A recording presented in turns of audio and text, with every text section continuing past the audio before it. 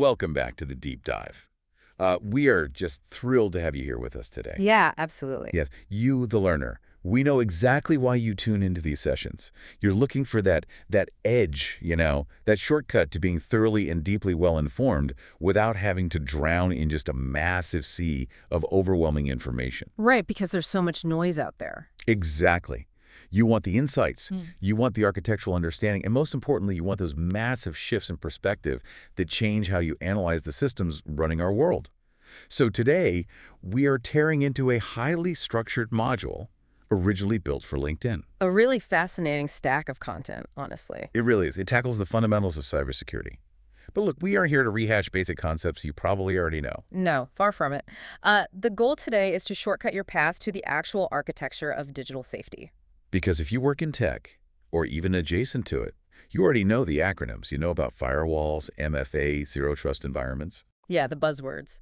What we're going to examine today is the underlying framework that dictates whether those tools actually function or if they are just, well, expensive theater. Expensive theater, I love that. We are moving entirely past the vendor jargon to find the core structural mechanics of how digital security operates at an enterprise level. And the core narrative we're going to explore today centers on a catastrophic failure. We're going to examine how an entire financial institution lost absolutely everything. Everything. And not because they suffered some complex zero-day exploit orchestrated by a nation-state. No, simply because one single underlying pillar of their security structure completely collapsed from within. It's terrifying when you actually look at the mechanics of it. It really is. So we're going to look at how understanding just 3 letters, the absolute foundation of modern security, will allow you to decode roughly 80% of every massive data breach story you read in the news. Okay, let's unpack this. To really get into this, we have to address a pervasive illusion in the modern enterprise first. Think about how most organizations approach their security posture. Just buying a bunch of stuff, usually. Basically, yeah. It is almost entirely viewed as a random, chaotic collection of tools, a tool stack. Yeah. You buy an endpoint detection response system, you license a cloud access security broker, you layer on some identity and access management. It is purely additive. Let me play devil's advocate for a second, though. Isn't that just the practical reality of enterprise IT budgets? How do you mean? Well, you identify the vulnerability, you procure a software solution to patch that specific hole. The tool stack is just the natural evolution of dealing with a constantly shifting threat landscape. It feels natural, I'll give you that, but it's an incredibly dangerous mindset. Having tools without an overarching framework is just expensive chaos. Expensive chaos. Why? Because security teams and CISOs get completely overwhelmed by the tactical details. They suffer massive vendor fatigue. Oh yeah, the endless sales pitches. Exactly. They spend their quarters looking at magic quadrants, trying to figure out which new heuristic analysis software to buy, and arguing over the dashboard features of one specific application versus another. And they lose the forest for the trees. They completely lose sight of the actual objective. It's like they're buying titanium locks for a building, completely failing to realize that the structural foundation is literally sinking into the ground. So expensive chaos. You are just throwing enterprise budget at blinking boxes in a server room and hoping the aggregation of all this software magically keeps the environment secure. Which it doesn't. Right. But the paradigm shift we're examining today completely cuts through that vendor fatigue. It introduces 3 letters that rearrange this chaos into a highly functional diagnostic structure, CIA. And just to clarify, because the acronym is obviously loaded, we aren't talking about Langley. No covert operatives here. Right, no spies. We are talking about the CIA Triad: confidentiality, integrity, and availability. Now, I know what you, the listener, might be thinking right now. You're thinking, I know the CIA Triad. I learned this on day 1 of my first tech job. It's Information Security 101. Sure, it's foundational. But the way we are going to recontextualize this framework today, especially when we get into the AI applications later on, it completely shifts how you view these 3 pillars. What's fascinating here is that the specific tools we use change every single year. The intrusion detection systems you deployed 5 years ago are entirely obsolete today. Oh, completely useless now. Right. The endpoint protection is constantly evolving to handle polymorphic malware, but this fundamental framework the CIA Triad endures. It's the absolute bedrock. Once you stop looking at security as a software stack and start looking at it through the lens of this triad, Every single security decision, whether you are managing your personal attack surface or a multinational cloud infrastructure, becomes remarkably clearer. It becomes the diagnostic lens. So let's actually deconstruct this triad pillar by pillar and look at the modern implications. We'll start with the first pillar, the C, confidentiality. At its core, confidentiality dictates that data stays private, and unauthorized eyes never get to see it. Simple enough on paper. Exactly. It's access control, encryption, and authorization operating in tandem. It is ensuring that the data payload is only legible to the authenticated recipient. A perfect ubiquitous example of this in the wild is WhatsApp's end-to-end encryption. Right, and we need to look at end-to-end encryption not just as a neat marketing feature that Meta pushes, but as a pure confidentiality mechanism. It's doing exactly what the C in the triad demands. Exactly. The cryptographic keys are stored on the endpoints, meaning that the data stays private in transit. Unauthorized eyes, including the internet service providers and even the company routing the messages, never get to see the plain text. But let me push back on that because in an enterprise environment, absolute confidentiality can actually be a massive operational bottleneck, right? It definitely can be. If you lock down data so tightly that even your own internal auditing tools can't inspect the traffic for malicious payloads, haven't you just created a massive blind spot? That is the exact friction that security architects wrestle with every single day. You are touching on the constant trade-off between the pillars. Right. But purely from a confidentiality standpoint, the goal is zero unauthorized access. And once you internalize this definition, you start seeing these confidentiality decisions everywhere. It changes the lens. Totally. When you configure a zero trust network, when you manage API keys, when you establish VPN tunnels, you are actively enforcing that first pillar. Which brings us to the second pillar, the I in the triad, integrity. Yeah. And the analysis in our source material on this is where the standard tech narrative completely flips. Yeah, this is the one people ignore. Integrity is often referred to as the silent killer. Let's define the operational reality of integrity first. It means that your data must stay accurate, it must remain completely unaltered, and it must be entirely trustworthy. So it's about the mathematical and historical purity of the information. Exactly. And to illustrate the devastating consequences of an integrity failure, we have to look at that disaster scenario involving the financial institution we mentioned earlier. Right. Imagine a bank. Let's say one of their primary physical data centers is entirely destroyed. A catastrophic physical event. Fire, flood, whatever. Now, the immediate assumption from the public is usually a confidentiality breach. People think, oh, the servers are exposed, hackers are stealing the data. But that's not what happens here. No, the data isn't exfiltrated at all. Instead, the redundant backups fail to sync properly during the disaster recovery failover. So the records are corrupted. Highly corrupted. They suffer massive bit rot and synchronization errors. The database loses its structural integrity. And this is where the dominoes fall in just a terrifying way. Yeah. The bank's data is corrupted. So what happens next? The system comes back online eventually, but the ledger is scrambled. It's a mess. Suddenly, fraudulent claims inevitably start flooding into the bank. Bad actors realize the system is glitching, and they start claiming they had $1 million in an account that only had $10. And here is the lethal blow. Because the data's integrity has been destroyed and the cryptographic hashes of the ledgers no longer match, there is absolutely no clean, immutable data left for the bank to use to dispute those fraudulent claims. They're flying totally blind. They cannot legally or technically prove what the actual state of the ledger was prior to the event. The truth has basically been erased. This is where the analysis gets really sharp. We spend 90% of our IT budgets building incredibly sophisticated walls to keep unauthorized users out of her, which is entirely focused on confidentiality. Right, the first pillar. But in doing so, we completely blind ourselves to the internal rot of an integrity failure. That's why it is the silent killer. A failure of confidentiality makes headlines. A big data breach is all over the news. But the failure of integrity in that bank scenario didn't just cause a temporary PR nightmare. It took the entire financial institution down with it. A total collapse. Because a bank that cannot mathematically trust its own ledger ceases to be a bank. It is a quiet corruption that rots the foundation from within without triggering a single firewall alarm. That drastically changes how you prioritize system architecture. So we have confidentiality, we have integrity. Let's move to the final pillar, the A, availability. Availability dictates that data must be accessible precisely when it is needed by an authorized user. The operational uptime. Yes. If the data is perfectly private and flawlessly accurate but sits on a server that simply cannot be reached, the system has failed. Think about Google's global infrastructure. If they experience a major border gateway protocol or BGP routing failure, even for a matter of minutes, that blocks access to their services. Which happens more often than people think. It does. Now, to an everyday user at home, a brief Google outage might just mean they can't search for a recipe. But at an enterprise scale, for businesses relying on GCP cloud infrastructure to run their own critical applications, that brief lapse in availability is a catastrophic event. This raises an important question for you, the listener, regarding your own organizational culture. When a critical system or database goes offline, what is the immediate linguistic reaction from your team? Oh, I know exactly what it is. Someone in the Slack channel posts, looks like the CRM is down again. Typical IT issue. Let's take a coffee break while infra sorts out the outage. And that is a massive psychological and operational failure. Really? Just calling it an outage. Yes.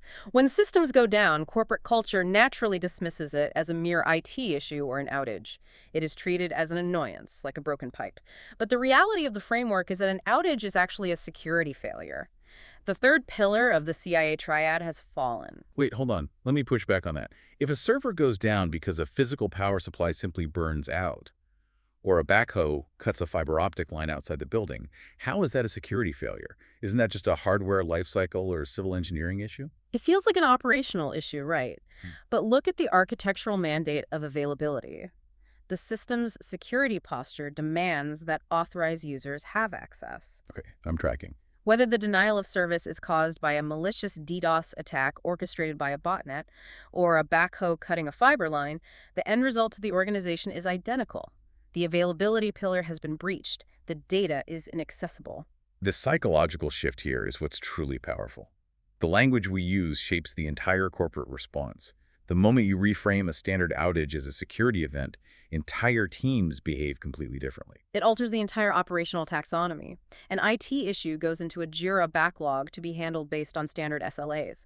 A security event is an immediate SEV1 crisis. Oh, sirens are going off. Exactly. When availability issues are treated as security failures, the incident response gets escalated significantly faster. Incident commanders are paged, budgets are unlocked. It elevates the problem from a maintenance task to a fundamental breach of the system's structural integrity. So we have our three pillars: confidentiality, integrity, and availability. But the crucial operating principle of this triad is how these three interact. This isn't the menu where a CISO can just pick 2 out of 3 and call it a day. No, it is a highly interdependent house of cards. The ultimate secret of the triad, the core architectural rule, is that security holds only when all three pillars stand together simultaneously. All 3 at the same time. If you break even one of them, the other 2 absolutely cannot compensate for the loss. Let's explore the permutations of this to really test the theory. Let's look at scenario A from the sources. Let's say you have perfectly executed confidentiality. You have military-grade AES 256 encryption. Your zero-trust architecture is flawless. No unauthorized person can ever see your data. Okay, perfect privacy. But you suffer a massive integrity failure. A malicious insider quietly alters the database logs. What is the result? The result is that your data is locked down tighter than a vault, but the data inside the vault is completely poisoned. Right. The perfect confidentiality didn't save you from the fact that the business intelligence is now generating false reports. The remaining pillars cannot hold the structure up. You have a total security failure. Now, scenario B. Imagine you have locked down integrity. Every piece of data is perfectly accurate, cryptographically hashed, and completely trustworthy. No bit rot, no tampering. Pristine data. Exactly. But you suffer a massive DDoS attack, an availability failure. In that case, you have pristine, mathematically perfect data sitting on a server, but your entire global workforce is completely paralyzed because no one can access the enterprise resource planning software to do their jobs. Again, the system has failed. The triad must be perfectly balanced. This is why the CIA Triad is the ultimate diagnostic tool. When you or your organization are evaluating a new piece of infrastructure, say a new cloud storage vendor or an AI workflow tool, You don't start by looking at feature lists or integration maps. You ask three rigid questions. Does it protect confidentiality? Does it preserve integrity? Does it ensure availability? It's as simple as that. If a tool maximizes one but critically endangers another, for instance, an encryption tool so heavy it causes massive latency and threatens availability, it is an incomplete, dangerous tool. Here's where it gets really interesting, because we can apply this diagnostic framework immediately. Let's look at the actionable realities of this, starting on a personal, individual level. Well, on a personal level, the application is straightforward. Go to your critical accounts, your email, your financial institutions, look at your authentication protocols. If you are relying solely on a password, you have a massive vulnerability in your confidentiality pillar. Because passwords get leaked constantly. Constantly. Implementing two-factor authentication, or 2FA, using an authenticator app or a hardware key, fundamentally hardens that pillar. It ensures that even if a credential stuffing attack compromises your password, the data remains inaccessible without the secondary cryptographic token. It is the highest ROI action you can take for your personal architecture. It takes 90 seconds. But scaling this up to the professional, enterprise level is where the Triad really exposes organizational weaknesses. There's a brilliant diagnostic question you can take to your internal security or IT leadership tomorrow. You go to your CISO or your IT director, and you ask a highly specific architectural question. Which of the three CIA pillars is currently our weakest? I love the friction in this question because it forces them entirely out of a tool stack mindset.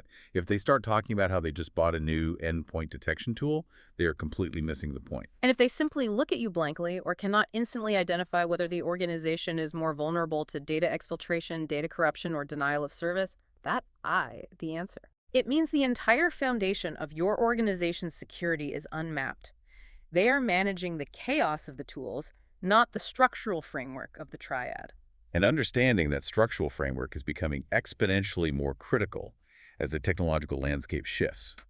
Which brings us to the massive variable rewriting the rules of the industry right now, the intersection of the CIA Triad and the artificial intelligence revolution. We are seeing a seismic shift in how security operations are conducted. AI is altering the foundational physics of cyber defense. But to understand its impact, we have to look at the baseline. We have to look at the traditional manual-first models of enterprise security. Right, let's look at the Legacy Security Operations Center. In a traditional enterprise environment, running a full system vulnerability sweep or a comprehensive malware scan across tens of thousands of endpoints was an incredibly resource-heavy task. We're talking about scans that would painstakingly take 12 to 13 hours to complete. And consider the window of vulnerability that opens up during a 13-hour scan. It's massive. A sophisticated advanced persistent threat, an APT, could breach the perimeter, escalate privileges, laterally move across the network, exfiltrate the targeted data, and cover their tracks in the logs, all before the manual scan even processes the segment of the network they breached. It's terrifying. You're effectively fighting a modern war with a musket. But contrast that with the modern reality of AI-driven SOCs. We are talking about machine learning models that do not rely on static signatures. Right. No more just checking against a list of known bad files. Exactly.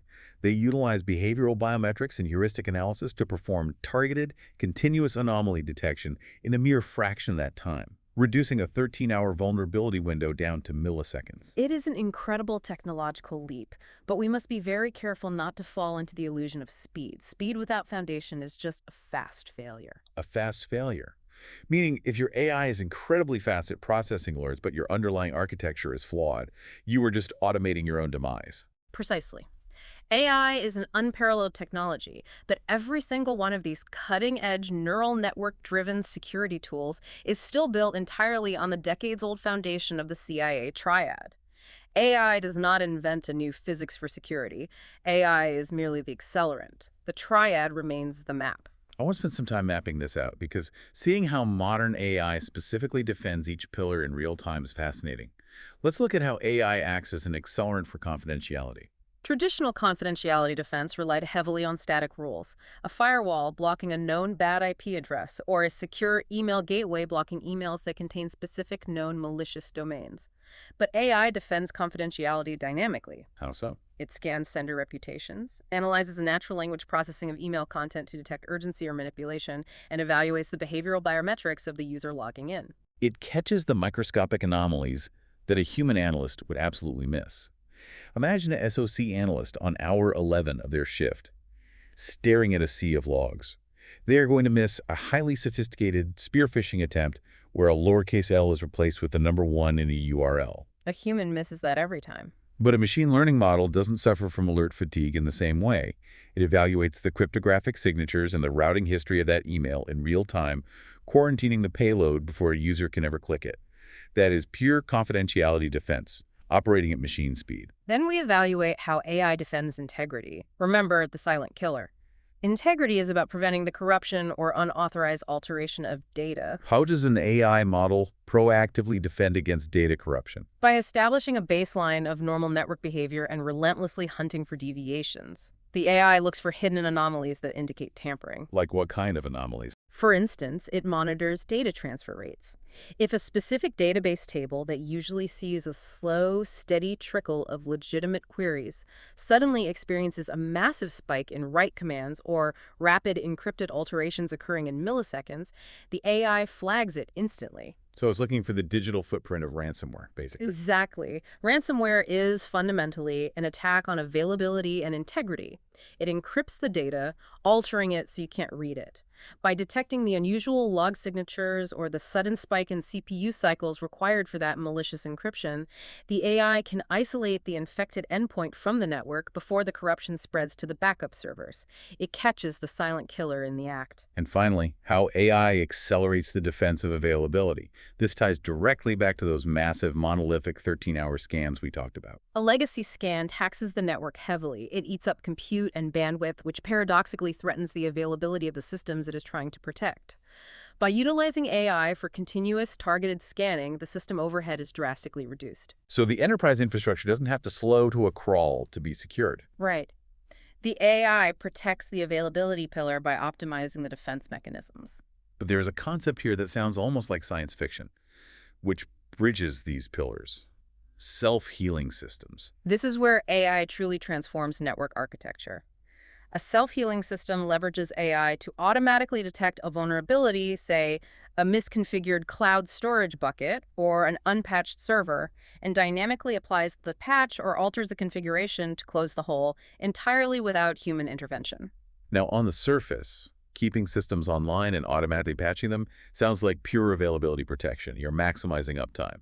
But consider the cross-pillar impact here. It is profound, because when the AI automatically patches a vulnerability in real time, it is rapidly closing the exact window of time where a state-sponsored actor could slip in and manipulate the database. Preserving the integrity? Yes. By keeping the system available and fortified, the AI is directly defending the integrity of the data residing within it. This perfectly illustrates how the pillars aren't siloed concepts. A hardened availability defense actively bolsters the integrity defense. It's a highly interconnected ecosystem. However, relying on this level of automation introduces a massive operational risk, the danger of AI noise. This brings us back to the human element. You can deploy the most sophisticated machine learning models in the world, generating thousands of alerts, flagging anomalies, and isolating endpoints. But if the human security analysts sitting in the SOC do not understand the architectural framework, if they do not understand why those AI scans matter, they are effectively blind. Right. If the AI dashboard lights up with an alert about an anomalous spike in lateral data movement, and the Tier 1 analyst doesn't understand that this is a critical threat to the confidentiality and integrity pillars, they might just close the ticket as a false positive. Which happens all the time. If the human operator cannot map the alert back to the triad, the sophisticated AI output just becomes meaningless noise. It's just blinking lights in an expensive room. Which leads directly to a massive leadership blind spot in today's corporate environments. This is a pervasive issue right now. You look at executive boards and leadership teams, they are eagerly authorizing huge budgets for flashy, extensive AI security tools. They want the buzzwords in their annual reports. They want to assure shareholders they are utilizing AI-driven threat intelligence. But when you actually press the CISO or the CIO, they cannot articulate which specific pillar of the CIA Triad those new tools actually serve. They just don't know. And the reality of the industry is completely unforgiving on this point. If you are a technical leader and you cannot map the shiny new tool you just bought directly to the defense of confidentiality, integrity, or availability, you're buying blind. You are perpetuating the expensive chaos just at a significantly higher premium because the software has an AI label slapped on the dashboard. So what does this all mean? We have this elegant foundational framework, We have AI drastically accelerating the speed of cyber warfare. But we have leadership buying blind and analysts potentially drowning in algorithmic noise. What is the actual real-world consequence of a company getting this wrong? To truly understand the gravity of getting this wrong, we have to look past the technical fallout and look at the regulatory reality. Look at the legislative hammers being swung globally right now. A prime example from the sources is India's DPDP Act. The Digital Personal Data Protection Act. Yes. And the enforcement mechanisms built into this legislation are severe. The penalty for failing to implement reasonable security safeguards to protect customer data can reach up to 250 crore rupees. To put that into perspective for our global listeners, that translates to tens of millions of US dollars. It is a staggering, crushing financial penalty. It's not a minor operational fine. If we connect this to the bigger picture, we realize that a 250 crore penalty is not just the cost of doing business. It's not a slap on the wrist that you can just write off on a quarterly earnings report. For the vast majority of mid-size organizations, a penalty of that magnitude is an absolute extinction event. An extinction event. It will bankrupt the organization and wipe it off the map entirely. That phrasing shifts the entire context of this conversation. It means the fundamentals of the CIA Triad are no longer just an academic exercise for network engineers to debate on a whiteboard. They are a strict, unforgiving regulatory mandate. Absolutely. If your organization does not structurally understand how to protect the confidentiality, integrity, and availability of the personal data it holds, the regulatory bodies will literally fine you out of existence. Which is exactly why the labor market is aggressively reshaping itself around this new reality. The demand for specific, highly specialized roles is skyrocketing. We are seeing entirely new career paths emerge that didn't exist a decade ago. Roles like AI security specialists, machine learning data scientists, and AI governance experts. And it is vital to understand why these specific roles command such a premium. They exist entirely because an automated system cannot bear legal liability. An AI can't go to jail or pay a fine. Exactly. Someone human must ensure that these automated AI tools actually serve all three pillars properly.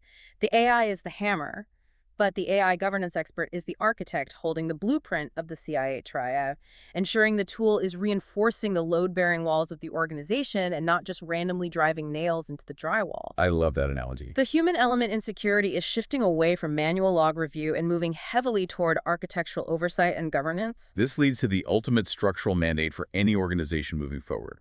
The CIA Triad cannot remain siloed. It cannot be treated as a secret handshake known only by the IT department and the SOC analysts. Absolutely not. The framework needs to be democratized. It needs to be embedded into the corporate DNA. It should be taught on day one of onboarding to every single employee, from the CEO down to the newest intern in the marketing department. And the rationale behind that is simple. Every single person in a modern organization who touches a keyboard is making daily decisions regarding confidentiality, integrity, and availability, whether they realize it or not. Think about the daily workflow of a non-technical employee. When an HR manager decides to email a spreadsheet containing employee salaries to an external vendor, they are making a critical confidentiality decision. Right. When a sales rep hastily updates a client record in the CRM without verifying the data, they are making an integrity decision. When an executive chooses to save a crucial, time-sensitive presentation to a local hard drive instead of the backed-up cloud environment, they are making an availability decision. It's constant. If the workforce does not understand the triad, they are making those decisions blindly and constantly exposing the organization to the risk of an extinction event. It is a profound shift in how we view digital responsibility. It moves security from being IT's problem to being a shared architectural mandate. It empowers every individual to act as a node of defense for the triad. Exactly. The human firewall is still the most critical component of the architecture. We have covered an immense amount of ground today, navigating from fundamental theory to advanced AI implementation and regulatory extinction events. Let's synthesize the overarching themes for you. The core takeaway is this. Cybersecurity is not a random stack of software. It is not merely a collection of firewalls, endpoint agents, and complex passwords. Not at all. It is a delicate, structurally essential balance of three pillars: confidentiality, integrity, and availability, the CIA Triad. And while artificial intelligence is completely rewriting the speed and tactics of digital warfare, replacing 13-hour manual scans with lightning-fast continuous anomaly detection, the fundamental rules of the board remain exactly the same. AI is the accelerant, but the triad is the map. Before we close out, there is one final, highly provocative thought that emerges when you analyze the intersection of AI and this framework. Something for you to ponder as you look at your own network architectures. Let's hear it. We have spent this deep dive analyzing how AI is the ultimate accelerant for defending the CIA Triad. We've seen how machine learning models scan for advanced phishing, detect ransomware anomalies, and dynamically self-heal systems to preserve availability. But consider the inverse. The flip side. If this framework, the CIA Triad, is the absolute unchanging roadmap for perfect defense, isn't it also the exact blueprint that next-generation offensive AI threats will use to systematically dismantle an organization? Wow. If an automated, autonomous AI attack vector knows exactly what three pillars are holding your enterprise up, it also knows exactly where to strike to bring the entire structure crashing down with surgical precision. The map works both ways. That is a deeply chilling concept to leave on, but absolutely vital to factor into your threat modeling as we move into this next era of automated warfare.